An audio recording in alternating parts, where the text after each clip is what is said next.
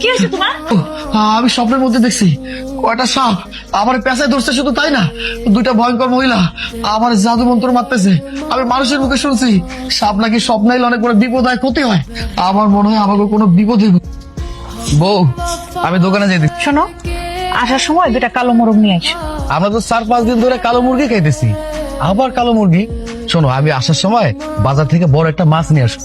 না, কালো মুরগি নিয়ে আয়। ঠিক আছে, আমি কালো মুরগি নিয়ে আসবো। তোমার কপালে কালো টিপ। যেদিন থেকে আমাকে বাড়িতে কালো মুরগি নিয়ে আইছি সেই দিন থেকে তুমি কালো টিপ পরে আসছো। ঘটনা কি কত? কেন, আমি কি টিপ পড়তে পারি না নাকি? আর টিপ পড়লে আমার ভালো লাগে না, কালো রং আমার ভালো লাগে। আরে মায়া, তুমি কথা না কইয়া কই যেতেছ? বৌমার এই অবস্থা কেন, কি হয়েছে? আমি কিছু বুঝতেছি না বাবা। আমারে কিছু না কইয়া সোজা বাসা থেকে বার হইয়া হাঁটা শুরু করে দিছে।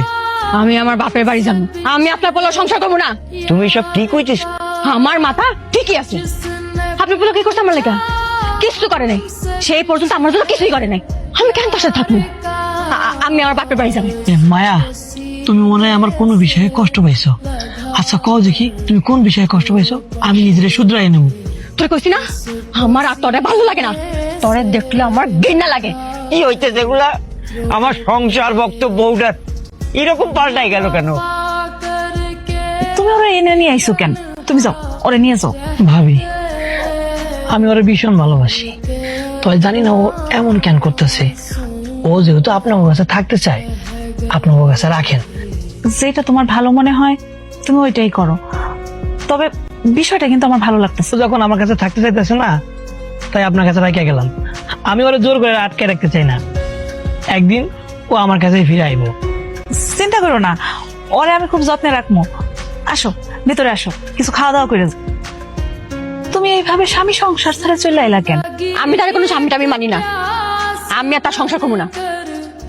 আমি তোমার লগে থাকবো ভাবি, আমি আর যাবো না। এটা কি হয়? মাইয়া মানুষের বিয়ার পরেই তো তার স্বামীর বাড়ি সবকিছু। এটাই আমার বাড়ি, আমি আর তার বাড়ি থাকবো। আমি তোমাকে লগেই থাকবো। আমার মনে হয় তোমার কেউ ক্ষতি করার চেষ্টা করতেছে। শোনো, আজকে রাইতে তোমার আমি এক জায়গায় নিয়ে যাবো। মা, একটা বিপদে পড়ে আপনার কাছে আসছি। আমি সব জানি, তোর নাম মায়া। কিন্তু আপনি কেমনে জানবেন? আমি সব জানি, তোর জামাইয়ের সাথে তোর সম্পর্ক ভালো যাচ্ছে না, তাই তো তুই তার সংসার করতে চাচ্ছিস না। আপনি একদম ঠিক করেছেন। এখানে তোর কোনো দোষ নাই। তুই যাতে তোর স্বামীকে ভুলে যাস, সেই জন্য তোর স্বামী তোর উপরে জাদুটনা করছে। কিন্তু তার স্বামী তারে ভুলে যাওয়ার জন্য ওর উপর জাদুটনা কইরা তার কি লাভ? সে আরেকজনকে ভালোবাসে, সেই জন্যই ওর উপর তাবিজ করছে। কি ব্যাপার সুমাইয়া, এত রাতে কই গেছিলা? কি রে মায়া, তুই আমাকে বাড়িতে কখন আইছিস? ওর জামাই এসে দিয়ে গেছে। আমি তার লগে সংসার করবো না।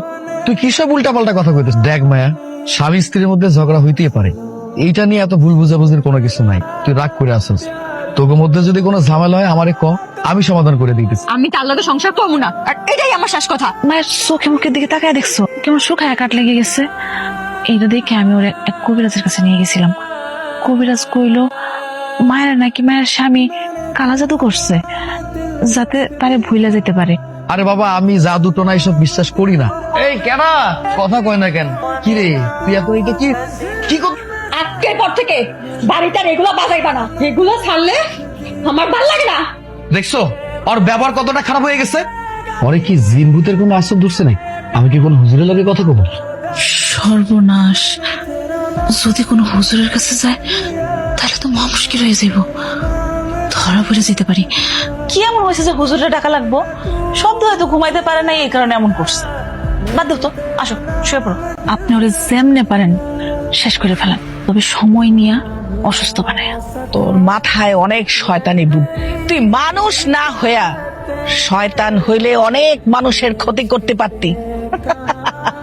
তুই চিন্তা করিস না, আমি ওরে এমন বান মারবো, ও ধুইকা ধুইকা মরবো। শয়তান তোর সহায় হোক।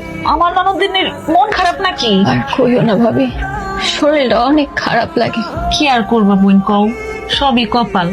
তোমার ভাই তো এগুলো বিশ্বাসই করে না, এইসব জাদুটোনা। এই জাদুর কারণে তোমার জীবনটা শেষ হয়ে যাইতেছে।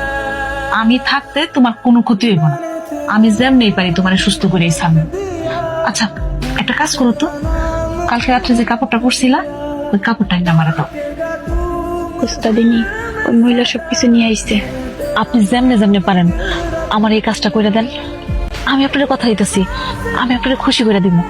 এই পুতলিটা ওই মাইয়ার ঘরের জানালা বরাবর নিশানা কইরা আজকা মাছরাতে পুটা দিবি। হ্যালো, এই কি সমস্যা আপনার? হ্যাঁ, আপনি কেন আমারে ফোন দিতেছেন? তুমি আমার সঙ্গে এমন ব্যবহার করতেছো কেন মায়া? আমি তোমার স্বামী, আমি তোমার ফোন দেবো না? না, আপনি আমারে ফোন দিবেন না, আমার আপনারা সহ্য হয় না। খুব নাটক জানেন আপনি না? খুব নাটক করেন এখন। আপনি জানেন না আপনার কি দোষ? শোনেন, আপনি আর কোনোদিন আমারে ফোন দিবেন না। আমি যতটুকু ওনাকে পরীক্ষা করে জেনেছি, ওনার সবকিছুই সুস্থ স্বাভাবিক, উনি একজন সুস্থ মানুষ। তাহলে আমি কি বলবো বলেন? আমার কাছে তো কোনো সমস্যাই ধরা পড়ে না। আমার শরীরটা এমন জানি আস্তে আস্তে নিস্তেজ হয়ে পড়তেছে। তোমার জামাই এটা কেমনে পারলো? কেমনে পারলো তোমার এত বড় ক্ষতি করতে? ওই মানুষটার কি একটাবারও বুক কাঁপলো না? হুজুর, জাদুটনা করে কি মানুষে মারা যায়? জাদুবিদ্যা কি সত্যি? তুমি হঠাৎ এইসব কথা কেন বুঝেছো? আসলে হুজুর, আমি জাদুটনা জাদুবিদ্যা এইসব বিশ্বাস করি না, তবে মানুষের মুখে শুনছি জাদুটনা করে মানুষের ক্ষতি করা যায়। আসলে কি সত্যি? জাদুবিদ্যা সত্য। ভণ্ড কিছু কালো জাদুকর আছে, জিনকে বশ করে নিয়ে এই জিনের মধ্য দিয়ে মানুষের মধ্যে জাদু ছড়িয়ে দিয়েছে। এর কারণে অনেক মানুষ, অনেক পরিবার ধ্বংস হয়ে যাচ্ছে। হুজুর, জাদুবিদ্যা কি সত্যি? তুমি হঠাৎ এইসব কথা কেন বুঝেছো? জাদুবিদ্যা সত্য। ভণ্ড কিছু কালো জাদুকর আছে, জিনকে বশ করে নিয়ে এই জিনের মধ্য দিয়ে মানুষের মধ্যে জাদু ছড়িয়ে দিয়েছে। পবিত্র কোরআনে জাদু বা কুফরি এর কুফল সম্পর্কে আলোচনা করা হয়েছে। এমন প্রধান সূরাটি হচ্ছে সূরা আল বাকারা, আয়াত নম্বর 102। তাছাড়া হযরত মুহাম্মদ সাল্লাল্লাহু আলাইহি ওয়াসাল্লামও কালো জাদুর শিকার হয়েছিলেন। হুজুর, আপনি আমার অনেক সুন্দর করে বুঝে। আমি আসি। আসসালামু আলাইকুম। ওয়ালাইকুম আসসালাম। আরে ভাইজান, আপনি কেমন আছেন? মায়া কেমন আছে? কি হয়েছে? আমার একটু খুঁজে কোন দেখি। ও, আমি এমন করে কেন কথা কইতেছি বুঝতে পারতেছস না? এই তুই আমার বন্ডে জাদুটনা করছস। কি জাদু টোনা কি শুনতেছি? কি হয়েছে? কি কি সমস্যা? হয়। আপনার পোলা আমার বন্ডে জাদুটনা করছে। সাক্ষী প্রমাণ নিয়ে আসো, তারপর আমি বিশ্বাস করব যে আমার ছেলে এরকম কাজ করতে পারে। এখন আমার কাছে মনে হইতেছে আপনি নিজেও দোষী, আপনি এটার লগে জড়িত আছেন। আমি প্রমাণ নিয়ে এসে আপনার গুলোকে কথা কম, কথাটা মাথায় রেখেন। কথা বললো বলো না। এই ঠিক আছে, কি বললো বলে? কি হয়েছে? কি আব্বা, তুমি বিশ্বাস করো আমি কিচ্ছু করিনি। আমি কি পারি আমার বউরি এমন করতে? বেশি না, প্রমাণ নিয়ে আসুক, তারপর বুঝবো না। যা করে যা। শয়তানের মুখটা সবার সামনে আনা দরকার। আমার স্বামী ও শ্বশুর বাড়ির লোকজনরে দোষী প্রমাণ করার লাগে বড় হুজুরের কাছে যাইবো, আর বড় হুজুরের কাছে গেলেই তো বিপদ।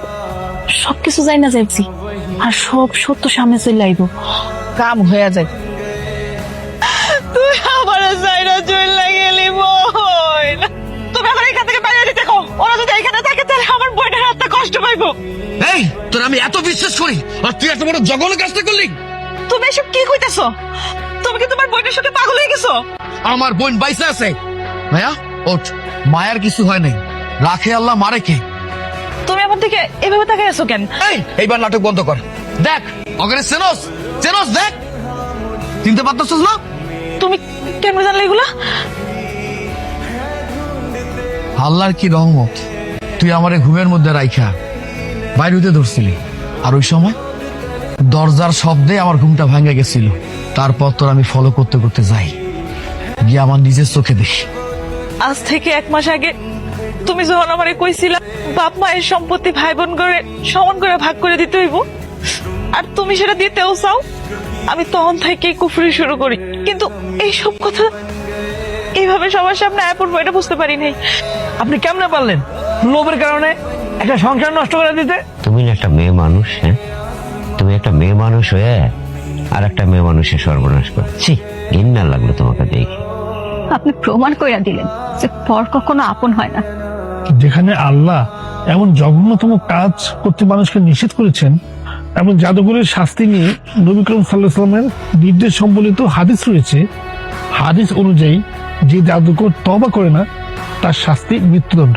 ভাই মারুফ, তুমি আমার পারলে ক্ষমা করে দিও। আমি তোমাকে লগে অনেক খারাপ আচরণ করছি। আমার বোনের যখন আমি অবস্থা দেখছি না, বিশ্বাস করো ভাই, আমি নিজেরা সামলাইতে পারি নাই। আপনি মায়ের নিয়ে ভিতরে যান, আমি আমি এই শয়তান